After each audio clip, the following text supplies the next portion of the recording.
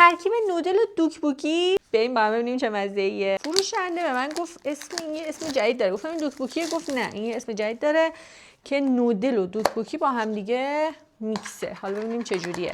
یک بسته دوکبوکی داره، یک بسته نودل شیشه‌ای، سبزیجاتش و پودرش. اول دوکبوکیامونو میریزیم. نودل شیشه‌ای وای خیلی برای این ذوق دارم.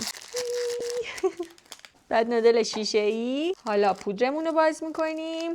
پودرمونو بهش اضافه میکنیم.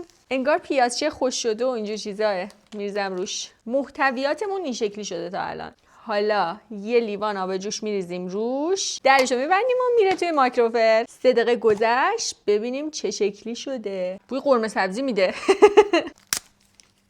نودل شیشه‌ای رو چه خوشگلن نه؟ ترکیب نودل شیشه‌ای با دوکبوکی واقعا نمیدونم چی بشه. اول میخوام یه تیکه از این دوکبوکیه بخورم. خیلی داغه.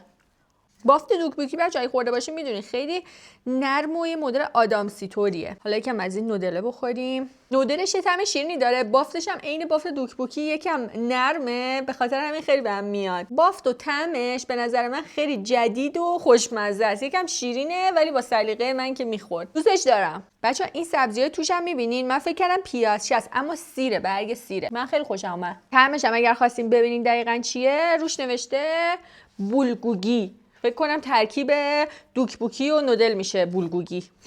اگه میدونین برام بنویسین.